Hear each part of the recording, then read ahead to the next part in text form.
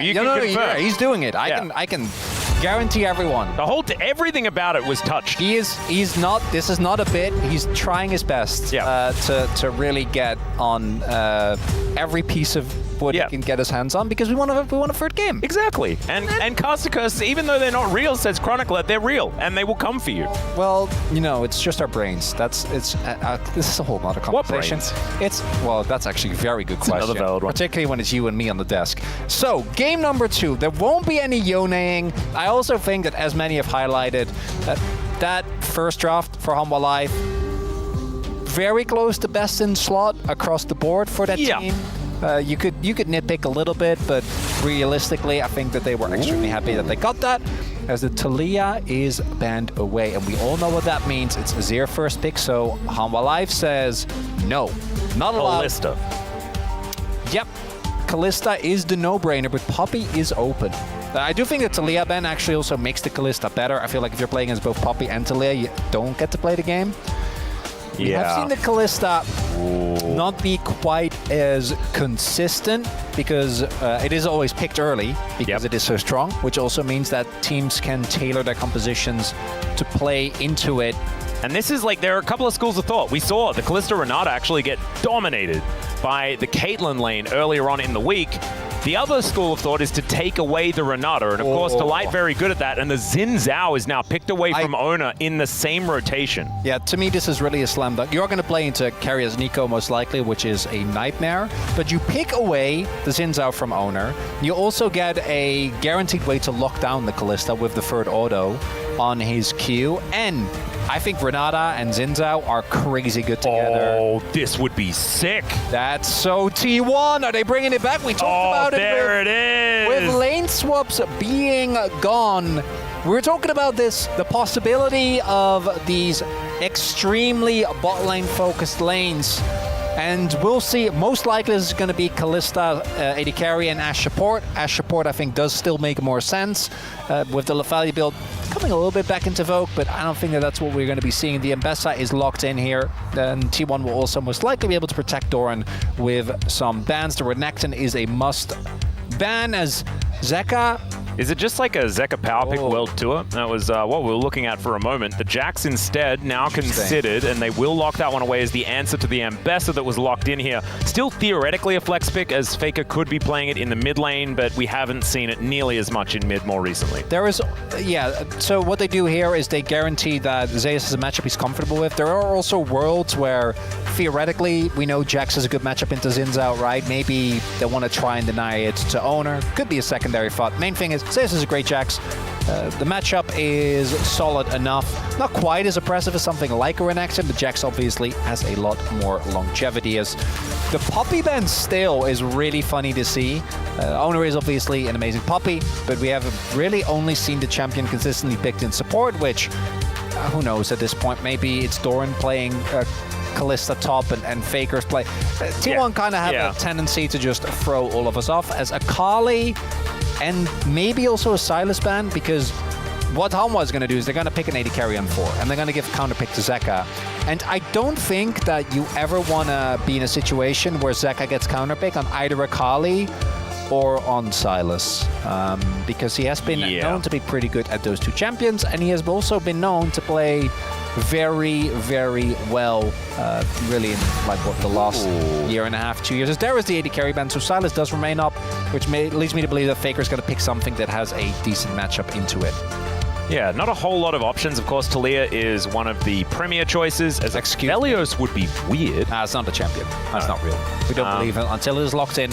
And we don't believe it until Docdom. There it is. As that is a Caitlyn. Far more expected, and will be the lock-in here. Caitlyn Renata into the Kalista Ashe most likely. As far as 2v2s goes, I don't think it's the craziest. Obviously with Caitlyn, you always want something that can actually set up for the traps.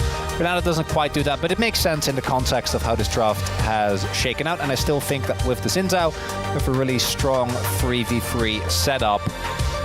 Well, the Victor being considered for Faker. I was thinking that maybe they could do some AP jungle shenanigans as well with a Lilia option if they would like to, but instead it's tried and true. Ooh, what is it going to be here? Because the Poppy would have actually been great, because as we know... Talon is obviously the choice. it's a setup for dives, right? Like going back to 2023, BLG was another team that was exceptional at this, at setting up early game dives off of the back of a strong 2v2 with that Poppy specifically, as we will see what ends up. I talked about this pick earlier. It is actually going to be Jarvan. I don't think this is necessarily the craziest Jarvan angle that I've seen, but this champion does have crazy good early ganks. Literally starting level 2, you have the capability of going for extremely strong ganks. But you are playing into Caitlyn, who does actually is a way of very brawly composition here. The laning phase, though, of that bot lane, that's going to be where we're going to be looking. How can Owner impact that lane? How much can Smash and KERIA get done? Because the team fighting for HANWHA Life, I think, is again going to be a big problem here. Yep, I would agree. As this is another beautiful draft put together by HLE. T1, let's see whether they can bring us to 3 games. We jump into the rift.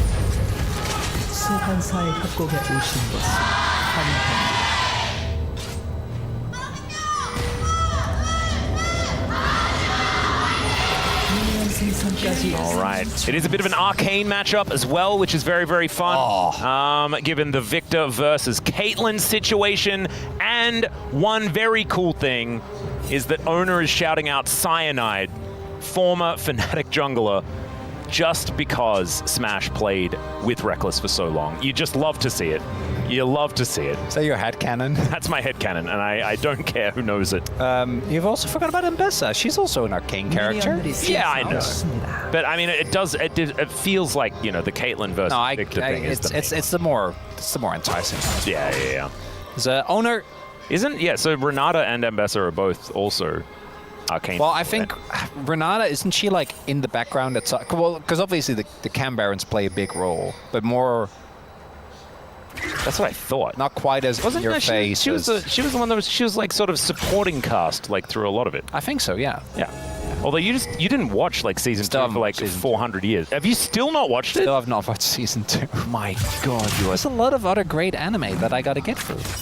This is your job. We're gonna pause. Just doesn't want to watch season 2 ever, and has decided, in fact, that he doesn't really care about the LCK at all.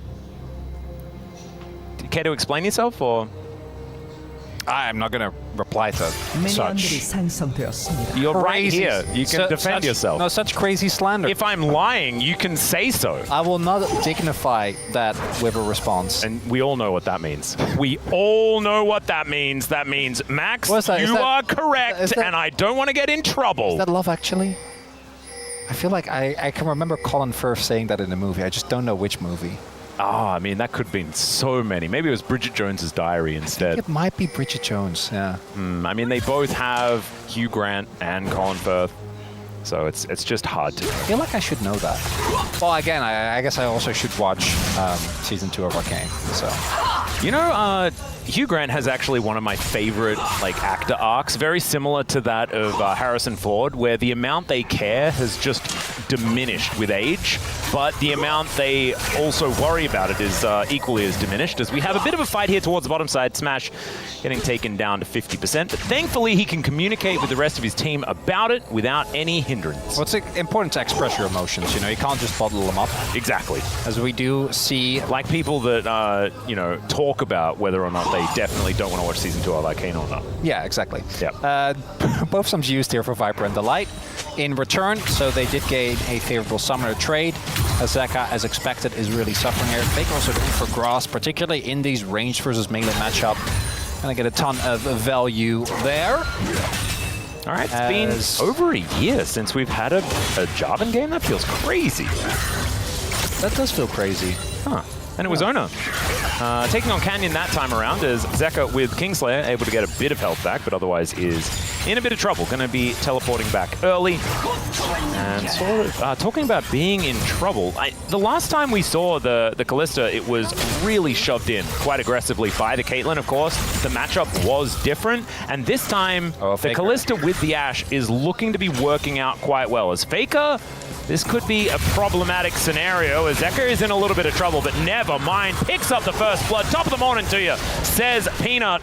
As in the meantime, it's a nice handshake back. The Peacemaker as well from Viper, able to help out with this trade, but still a lot of control. That was so clean. As it KERIA's I thought, yeah, ghosted there at the beginning of that as well. Yeah. No, that was so clean there from HANWHA Life. All right, Zeka, very low, goes in, so they go for the point-blank setup with the E to ensure that there's no way that Faker gets out. Peanut with the CC as well. That's, again, an early leader, and I do want to reiterate, no plate has fallen yet. The last time we actually saw these double 80 carry bot lanes, they would be getting plates like 2 minutes in, right? When it was the peak, the double Halo Blades meta. Thus far, still we're seeing a small lead for Smash, but they need to keep this pressure up and really maintain and actually start getting plates as well, because obviously the scaling is going to be a bit rough. As we take another look here, goes in with the King Stars. Oh! Yep, never mind. Peanut, he is on the map yet again. This time, Owner is going to turn up at Smash. Oh! Peanut goes in, flashes out immediately. Not caught under the turret as well as Owner gets the EQ flash, but doesn't hold him in range of that turret. Another chain going to connect here onto Faker, who does have the gravity field, but it is still a lot of damage done here by this Silas, feeling so much better after a handy first blood. And Peanut having a crazy... Oh my god. Okay. There's too much stuff happening, Chronicle. Really is. Yeah, they're up.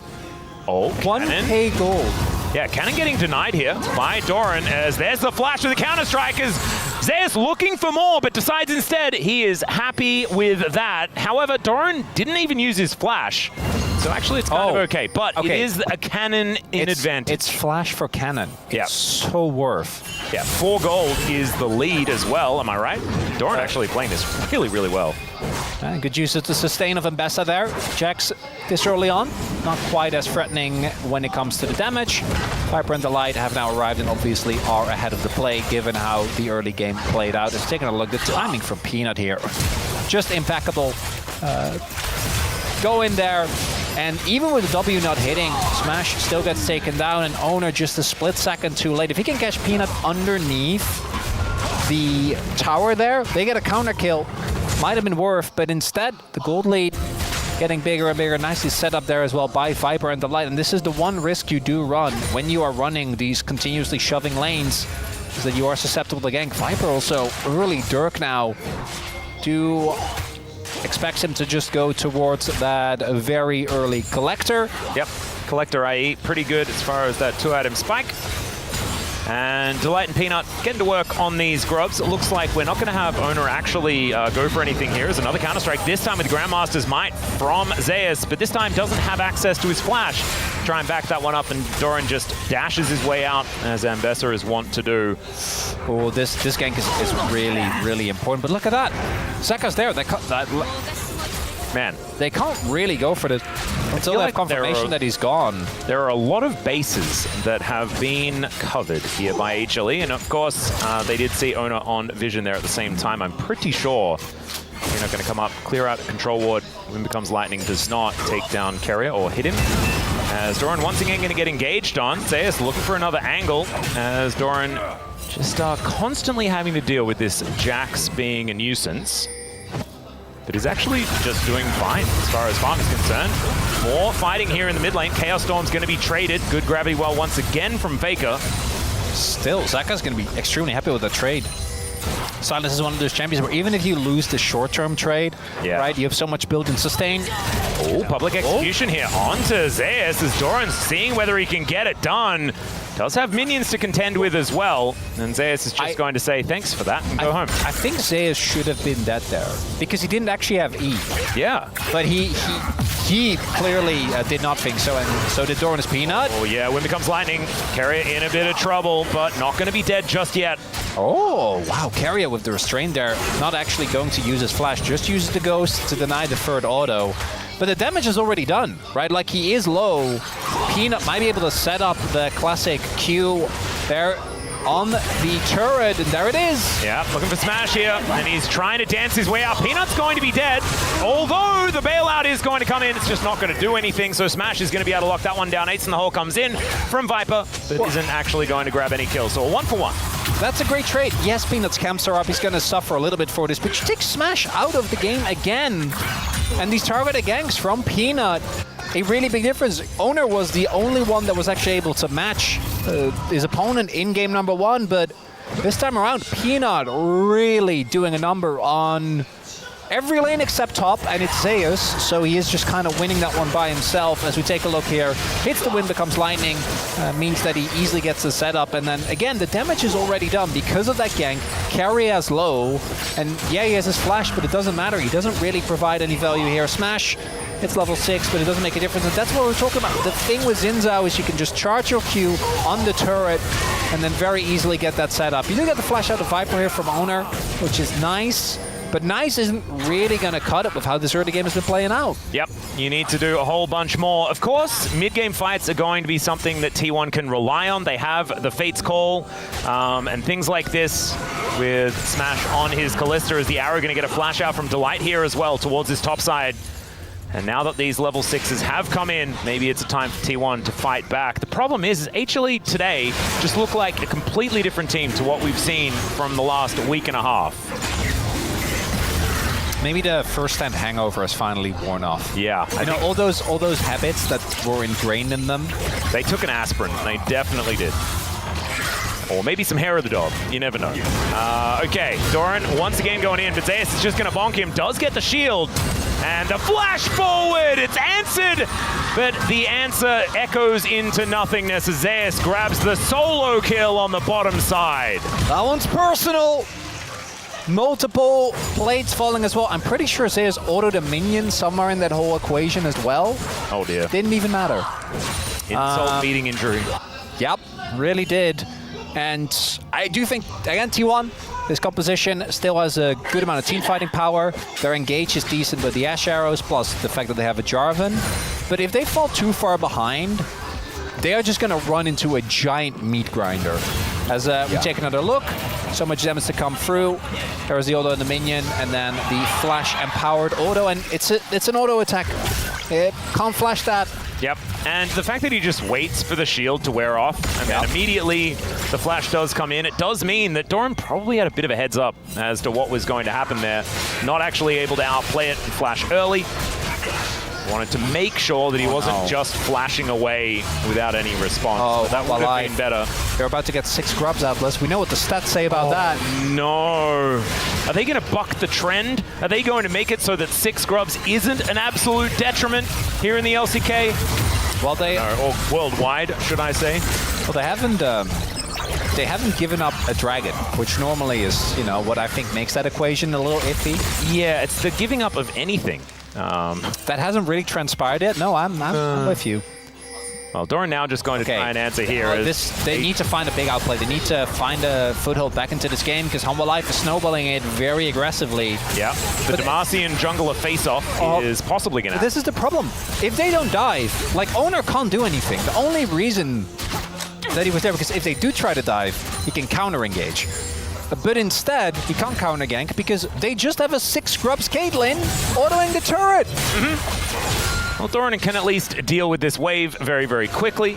Going to look to continue trying to put on some pressure as T1, they rotate their lanes around. They've got solos in the side lanes, and they've set up with their double AD carry in mid. Teleport comes in. The back, is it actually going to be in time? No, it's not, because he cancels it. And Doran, waiting in the brush, just going to dance away from Zeus as best he can. The counter-strike comes in, though, and Doran is just going to have to evacuate. An odd state of affairs, but just wanting to teleport over towards the top side. Anyway, it was Zeus, and so it just really doesn't matter too much. There's teleport coming over from Faker as he heads towards the top side. And that's going to be their answer to this Jax that is very problematic. He just teleports into the top lane, takes one wave, and then he's back out once again.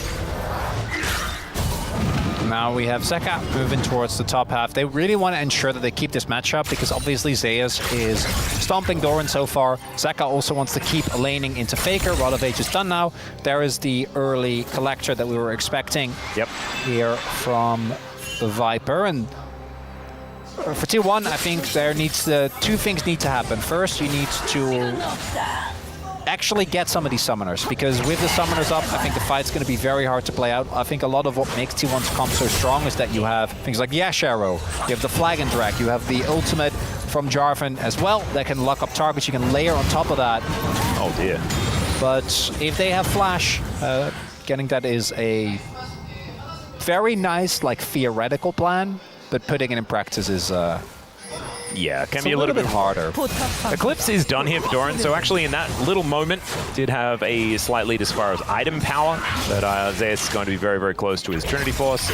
Faker now in this top lane. Zeka with the Chaos Storm in hand will be able to get this lane shoved up.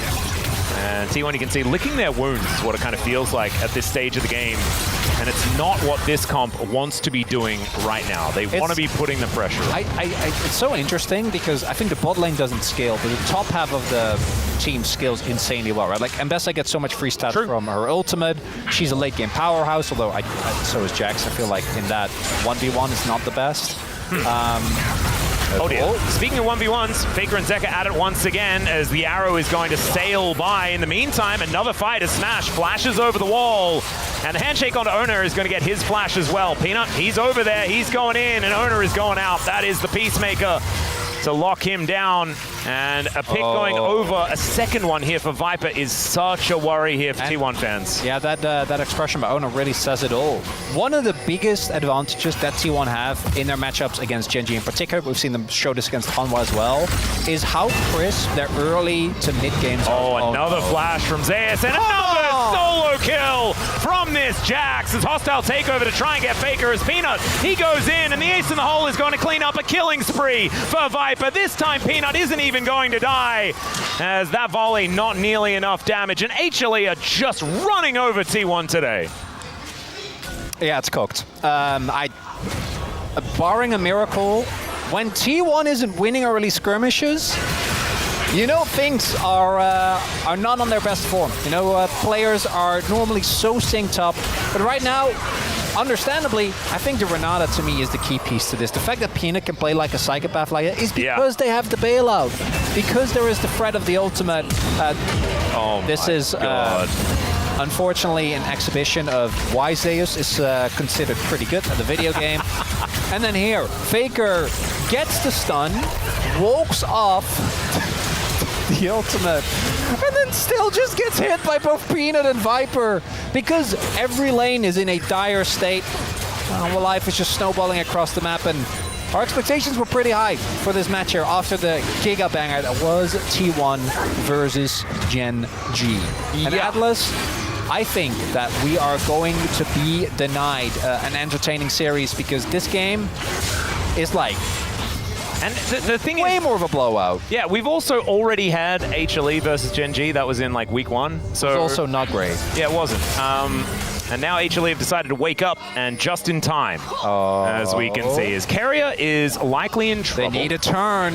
Oh, Faker is this the one? Having some issues. This time HLE do have the inside track towards this topside fight, and Faker is very, very dead. So he's the first one to go down. Zeka grabbing yet another kill for himself. And the rest of HLE really were just wanting to know who they want to kill next. That is kind of the question. It's a smorgasbord here for these guys, as it's going to be Peanut taking down the Rift Herald. That is going to be the option that they go with. So T1 got Viper's flash. Hey, there you go. That's it, Atlas. That's all. Well, Owner is now looking to see whether he can get some sort of steal. KERIA is in a little bit of trouble, but there is Fate's Call available here. A Hail Mary, perhaps? All right, Zeus going in. And the fact that he is here is very, very scary. But now, possible skirmish angle as there's the public execution. Gets Doran into that back line as Owner is going to be taken out in a second. But it's traded for Zeus, and that's a lot of money over to Smash. As a 1-for-1 in that isolated incident. However, Peanut going in, looking for Doran as Viper is going to turn up, layering these autos on top. But he does get himself the shield, gets himself out as now Zeka fighting against Smash. Smash having a lot of mobility, not hit by the chains is really, really important. Wind becomes lightning, but doesn't become hitting KERIA. And so Rift Herald just going to be thrown into the mid lane. But otherwise, I mean, honestly, as far as defense is concerned, T1 probably wasn't going to go much better than that. Yeah, that's. I'm right there with you, Atlas. Cup's half full, baby. It is! Maybe we can make it happen. Even the patented Faker in the side lane is actually a bait, is not a bait. Actually doesn't end up going the way of T1. And then here, the biggest thing for me is that this re-engage, look at the health of Smash and KERIA. I think they understand they desperately need to do something. If Zeus has mana, he probably kills both of them there, unfortunately. Because we haven't even talked about this yet, but you're playing Jax into double AD carry. Yeah. Which is a big problem. And even with all that investment, it ends up being a favorable trade for HANWHA Life, who are also going to be, and this is the key thing for me, in a great position to pick up a soul point yet again for Mountain Soul. Oh god. And the one thing that HANWHA Life, outside of, I think the engage obviously isn't amazing, but they can even use the tools stolen with Silas to make that work. Well, this is their engage. It's Peanut go in, and then everything else is layered on top. Faker just caught out in his own jungle. Will just get eradicated. Yeah, at this point,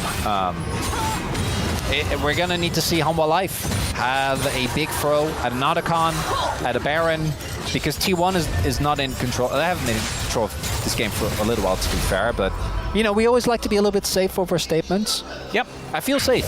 Well, so does Zeus. KERIA does not feel safe, however, is going to be able to ghost and look for a way out. They're still slowing him down as Ona comes in, looks to try and catch the escape there from Viper, but unfortunately it doesn't quite work. KERIA gets out with the Fate's Call. Public Execution gets Doran in there as there's a hostile takeover, as it's a battle between KERIA and Smash, and KERIA actually dies to Smash's red buff.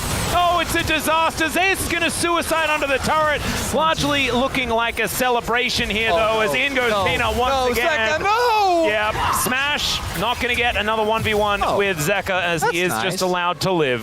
Nice. Yeah, well played. You, Zeka. That was so sad, wasn't it? Watching the Ashe and Kalista just kill each other. Well, that, but also just the whole tragedy of like Owner going in and then ulting onto Viper, who doesn't have flash, missing the flag and drag, but even missing the flag and drag doesn't matter. And at T1, at this point, you're going for Hail Marys, right? Like, you don't really have a big angle in this game, so they try to go for the play, go in on Viper, then he's out. Flag and drag doesn't work, which is one of the issues we talked about. But Zeus also zones Smash and KERIA, so it doesn't end up really making that big of a difference. And then here, the betrayal! Oh, no. KERIA ends up going down. That's very tragic. Zeus also does go down, so there's at least that consolation prize, but it's not much prize, guys. And the rest of this replay is there's a Dutch expression, which is mustard after a meal, which is like, what's the point? Like, why is it there? Yeah. You know, that doesn't need to be. Was it because you didn't notice the mustard and you could have used it? I assume the origin of it is that you forgot about the mustard, and then afterwards you're like, wow, that sausage really could have done with some mustard. Because we love mustard, and the Dutch cuisine is not very elevated. You know, it's just potato, sausage, meat, and honestly, it's delicious, and it probably was delicious anyway. No, of course it is. But the mustard, you know, unless you're doing a cheese plate, which I feel like is like a whole different thing. Yeah. You're not bringing out mustard for dessert. Wait. Cheese plate with mustard? Is that normal? Yeah. Huh. I think it's something like that, or like apple syrup. Yeah. But like the thick one, you know, not syrup as in the pouring like some quince paste, perhaps. Yeah. But I assume we're talking about the same thing. Like the black gooey apple. Yeah. Wonderful. Well, Zeka's looking for a little bit of an angle here. So they get Otacon. Yep. Well, they haven't yet. But it's not likely to be stolen. This is not the series I was expecting today. No, not at all. I thought we were having a 6-game banger today. Well, can still be a 5-game banger. I mean, the next series, there is no chance that one's not going to 3. Right? Well, I mean, I think it will be 3. Yeah. Yeah. And, I'm starting to think that, you know, call me crazy, but this one might not be. No, I'm annoyed. I was expecting a fun, cool game, and instead it's just 2 blowouts. Viper stutter stepping in mid lane. The thing that I do like about this is the fact that our first stand champions are actually looking like one of the best teams in the LCK, which is great to see. Because they didn't do that for the last 2 weeks. Now, that's valid. I imagine those around the world that are, you know, maybe fans of other regions as well are kind of happy that, you know, the team that dominated without looking challenged at all in that international tournament are also looking like they're able to play like that in their own region as well. You know? Really a glass half full kind of guy. I really am. Not for KERIA and his ability to survive. However, he does have a Fate's Call. It is going to keep him alive for now. Zeus doing that thing where he kills Doran. Up 2 levels. As Arrow is going to sail by. Looked majestic in the meantime. As Ona's going to turn up and Zeus says, hi, buddy. It's good to see you again. Smash able to sidestep, the wind becomes lightning, but I just don't know whether that means anything at all. As, yeah, Faker versus AS here, Zeka, sorry, towards the bottom side of the map. Chaos Storm comes out. Zeka says, all right. And he'll leave. This is slow and steady destruction of all of T1's stuff. And HLE look to be able to do it with impunity. 9,000 gold is the advantage. A teleport right into the enemy jungle as HLE stealing away all of the buffs at the same time. This inner, not long for the world, and it's the last one remaining. 6 turrets to 0 as the 6 grub stats are getting decimated. If this is going to be a victory here for HLE. If. Only if, Atlas. Yeah. And, you know, it's still 50-50 because there are 2 teams, both of them want to win the game, and one of them will win the game. Yeah. And so you divide divide it by 2, right? Still 50-50. 10,000 gold lead for HLE. I got nothing, Atlas. Yeah, neither do we, and neither does T1, as it seems. Yeah, and obviously, you know, when the Nexus falls, we can bring out the usual cope. I think T1 definitely took some liberties in draft. But for me, what really today caught me off guard is not the fact that HANWHA Life is winning. Obviously, I think their form of T1 looked better coming in. But it's specifically that the things that have made T1 so good have been their synergy, right? Particularly Owner and KERIA, I think, have been looking really great thus far. And I think in game number 1, Owner tried his best, didn't actually end up mattering too much. But KERIA trying to go back to an old favorite does not end up working out. And I think that this Baron is about to herald the end of this game, Atlas. Yep, they're trying to keep Zeus out, but Zeka will find Doran in the side. Not going to find too much more, though, as now Zeus may have bitten off more than he could chew. Smash throwing some sticks into him, and I think Zeus is likely to die. However, gets underneath this turret, and now Owner is the one that's in the wrong position. No more smite for you, T1, as now Peanut can freely take down the Baron. Zeka going to go golden as well, buy some time. Hostile takeover is so good here from Delight, and Zeka is going to take advantage of it. Smash will be taken down as well, as Zeus just bonks him with a lamppost. And KERIA, that is not your turret, buddy. That is a clean ace, as well as the Baron over to HLE. HLE with a statement series here, Atlas. My God. Yeah, we didn't look that good the last week and a half. Yeah, Gen G 2-0 does. And this is the main thing that's the most terrifying out of HLE, is the fact that they can look like anything on one day and then just do this. It matters not. The momentum and all of that stuff that we say, all that garbage about, like, oh, they did this well in this game, and so that is going to mean that they're going to do better here. Doesn't matter for HLE. At any moment, this could happen. Yeah, the state of the game that they can just have Zeka take on multiple members. Zeus draws as much attention as he does while they're taking Baron is really, frankly, absurd. Then Delight with the flash ult buffer to ensure he doesn't need to do that. Nope. They win this fight. Yep. 10 out of 10 times. He just wants to make sure that no one dies. They're just styling on them. And for T1, yeah, we can talk about the draft. We can talk about all the other. Do we have to? Well, that's my point, right? But the reality is, it's just the gameplay. Night and day. Oh, nice flash there from Faker. Does not matter, as in the 1v2, Zeka is absolutely going to kill everyone. The dash over, and doesn't even need the chains to land. The double kill does come in. Back-to-back solos here from Zeka, as KERIA is in trouble. That is going to be Peanut locking that one down. Was that 1v3 sort of thing? I mean, the wallets are so heavy, it's absurd. As Doran goes in and then he goes out. Fire the Death Chamber. As Zeus spinning around, twirling the lamppost as these Nexus turrets are going to fall one after the other. Zeus not even going to die to the fountain here as Viper looks for the Peacemaker, does not connect it, as the hostile takeover is going to annoy Smash momentarily. Peanut thrown in because the Fate's call was stolen away, and HLE